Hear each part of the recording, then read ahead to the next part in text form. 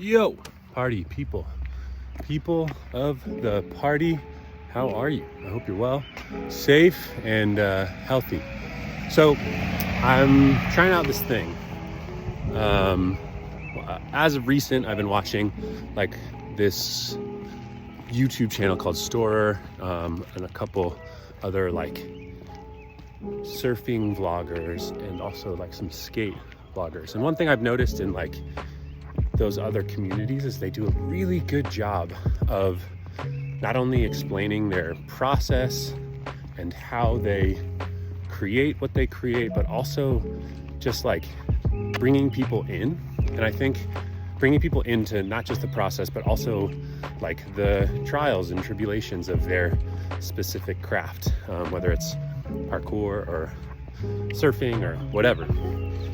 And I think like one thing that I've kind of experienced in my time in the dance community is that like the choreographic process and like the artistic process for dancers is super secretive, and it's like rarely picked apart and rarely explained to people who aren't dancers or who aren't familiar with that process. So I'm just gonna like do a trial. Now this may not ever see the light of day, so if it doesn't, that's fine. But I'm in Colorado, in Longmont, where I grew up, and there's a little studio near here, and I'm gonna go to the studio and gonna like kind of pick apart my choreographic process and just bring y'all along for the ride. Yeah.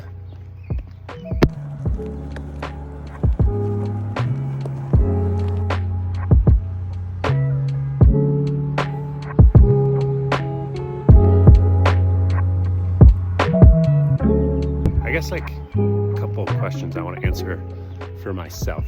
This is just for me, just to kind of like talk myself through it, is why do this? Like why even do this? I think for myself, one thing that I've noticed as of recent is like struggling to make moves and enjoy the process, and like really finding myself getting frustrated making things, making movement,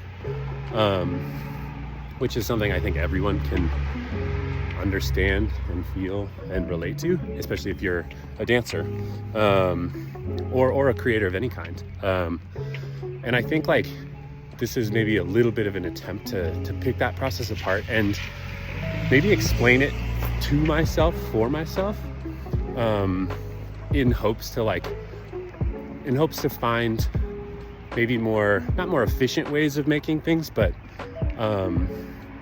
in hopes to find a little bit more freedom and a little bit more joy in making stuff. And I think like that's one way I find joy in things, is by kind of picking them apart and figuring out why and how. So I guess all in all, this is just like an attempt to pick apart my process and catalog it. Whether you're interested in that or not, that's fine. But yeah. And I think for those people out there who aren't movers or artists or dancers, maybe it's just like, and this might be just like an insight into that world, because I feel like it's not shown often, and it's fun and weird and goofy and a little bit silly, and I think like all those things are valuable, and to maybe see that or experience that might be intriguing. So here we go.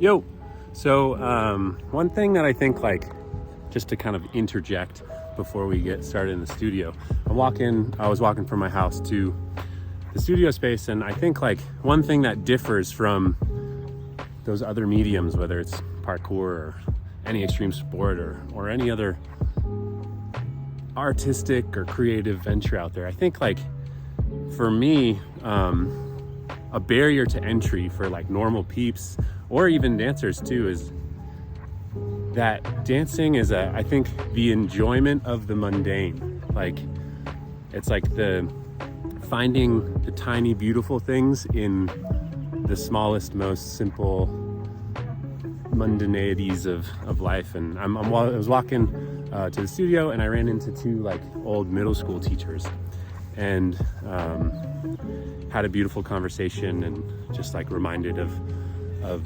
childhood, and that how much it sucked, and how awesome and great and all the things. And I think like finding inspiration in like an interaction like that, or a water droplet on the ground, or some big ominous clouds, I think that's where like my thrill in movement and choreography comes from, and in art in general. And that's hard to show, that's hard to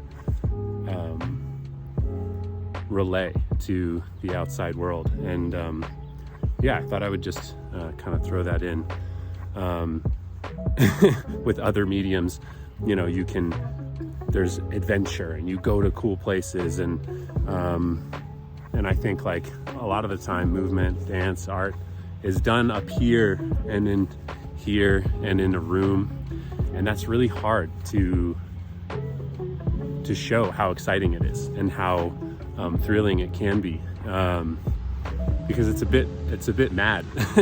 But yeah, just to kind of like illustrate the process a little bit more, seeing those small things that kind of like trigger a reflex or a want or a need, and trying to find out how to relay that through simple moves. Yeah, so we'll get to the studio now, but yeah. Oh my goodness, here we are in this little studio. In the studio. Now, I think this is like a big difference between the dance world and many other mediums. So much of the work is done in here. I mean, obviously more is done in the mind and in the body and in the heart outside of the studio, but yeah, so much of the thrill just comes from being in little places like this, and putting on your creative brain and just making things from your imagination in little confined, strange places like this, which isn't all that appealing. You know, I think for like the normal person out there, it's like adventure and places and spaces kind of like appeal. But I think to a lot of movers and dancers and artists, little spaces like this hold a lot of value. And as strange as it is, I really love these little places. But anyways, today, so I'm gonna be making, I'm gonna spend like 1 hour, so I'm going to confine my time and really just like give myself some boundaries. So I'm just gonna work 1 hour. I'm gonna work on 3 different things within the choreography. I'm gonna be working on manipulation, or like fixed points, footwork, and also tracing. So I'm just gonna focus on those 3 things. That actually might be too many things, but I think sometimes when I'm making, especially when I'm trying to like make choreography, I think like creating boundaries for myself really helps the process. Also today, I'm going to not be using music for making. So I think this is another like barrier to entry in the dance world. So much of what we do depends on music, and so much of that music is copyrighted and not usable, which is so incredibly frustrating and annoying, because I think as artists, we do other artists a service. Yeah, and I think like without trying to be like, we are amazing, I think what I'm trying to say is that, you know, the work that dancers do out in the world, just by making moves to people's music, is really helpful for musicians, for artists, and for us too. So, but today, just gonna be using my breath and just like quiet. I think sometimes not having a song to like confine my movement or like put boundaries on my movement really helps me, just because it allows me to create without having that construct, whether it's like an emotional construct or like a stylistic construct. I can just make with the boundaries that I've made and, you know, maybe add music later. So I'm gonna give that a shot today, and we'll see how it goes. Sometimes this goes well, and sometimes it does not. Sometimes, you know, you get a whole piece done in 20 minutes, and sometimes you can make a move or two moves in, you know, multiple hours. So I think one thing that I try to do is try not to have expectations about what I'm going to get done. Just like give myself a time limit. Today it's an hour. I have a few like movement boundaries and parameters, and then you know, see where it takes me. So here we go. Join me for this crazy thing we call choreographing.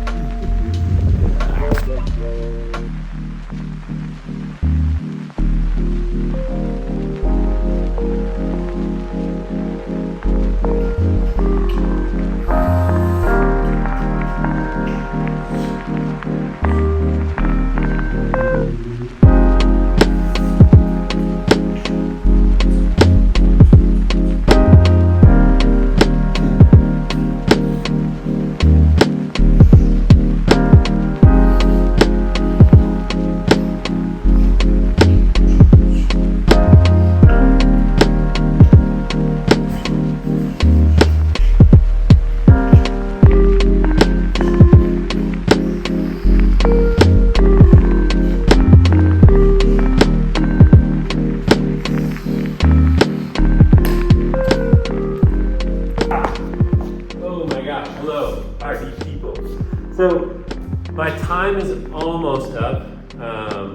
Been working through things. I think like one thing that's great about setting parameters from the get-go is it's kind of like it's like an ignition. It's something to ignite maybe your imagination a bit.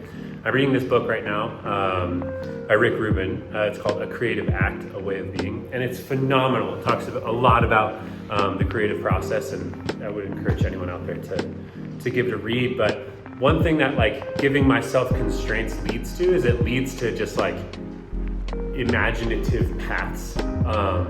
So I think like I set that parameter, whether or not I stick exactly to it is like almost tertiary. It's like doesn't always need to happen. And today it kind of led down an interesting path of playfulness. And I think like one thing that really helps me when I'm making stuff is having not only like a movement context, but also an emotional context. And I think as I was working through stuff, I just like felt the need to be playful, to not silly, but just like be playful with the movement rather than being like deep within my emotional self or whatever. And I think like one thing that I've learned is like when I feel that pull, and I think we all might know that feeling, that pull towards an inspiration, that pull. It's like it's something like in here. That's where I feel it. Is something that I always try to like follow or catch or fall into. So I think like as I was like using those first little things, like okay, I'm gonna just trace to here, then I'm gonna manipulate to here, and then I'm gonna follow this hand, catch it, and then I'm going to like pop into another picture. I think like, I don't know why, but for some reason this trace into this right here, the following of the hand made me feel playful. I think it made me be like, I'm trying to catch up with that movement. And I think that kind of initiated that feeling. So I kind of just went with that. So from there, it might kind of step out of just manipulation, tracing, and footwork. But I think to follow those, that feeling is a really important thing. So yeah.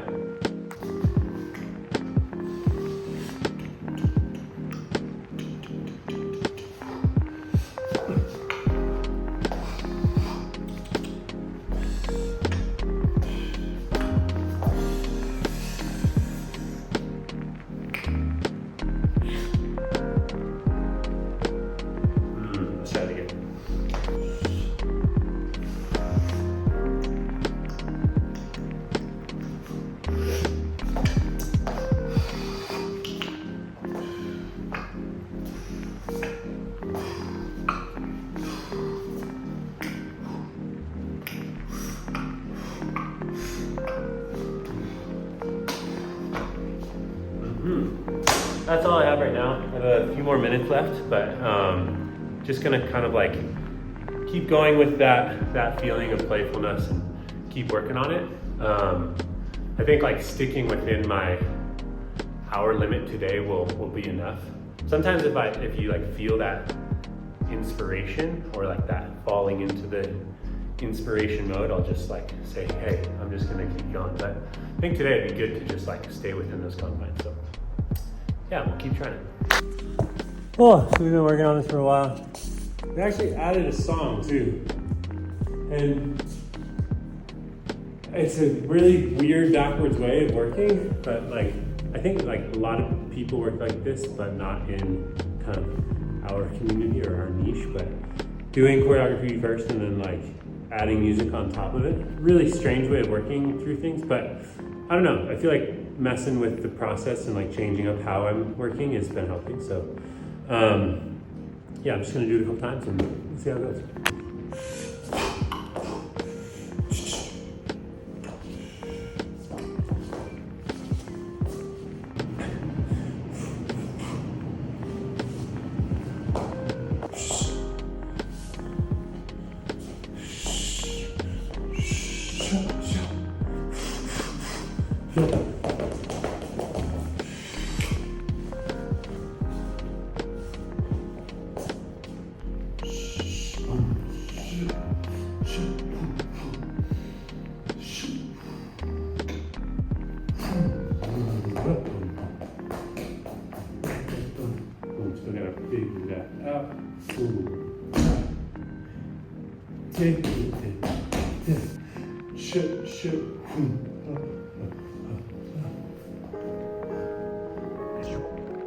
I've blown my timeline.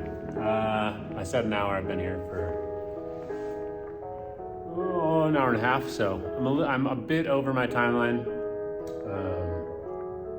Yeah, I think like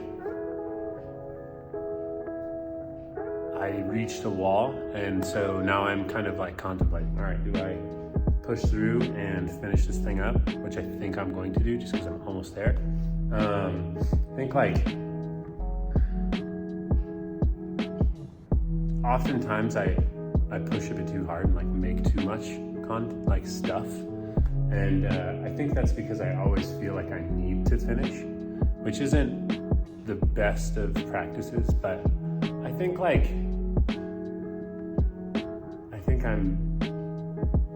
I'm always wondering if I can make stuff, and I think like the only way I get better at it, because I feel like I struggle to make things with ease, and I think like the only way to get better at it is just to keep on making stuff and keep trying stuff. And like I think in the last couple weeks, I've had kind of like a little rest period at home. I've made like several,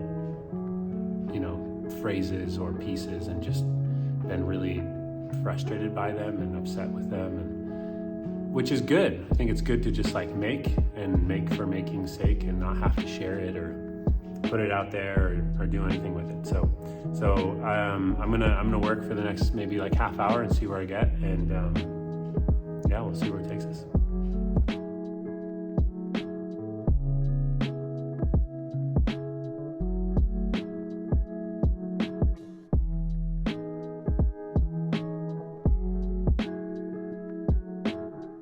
Oh my gosh, party people. So, yeah, we finished. We did something, we made something. I think like, I am generally not pumped about what I make. I think that just comes from insecurities and like, yeah, just being insecure about the moves and about the things you make and about the things you put into the world. But I think like, trying to get better at just letting go of that and just being like, hey, you did something, you worked on something, you expressed yourself, and tried to find more expression and more things in the body and in the brain and in the heart. So yeah, is it the best thing in the world? Probably not, but that's okay.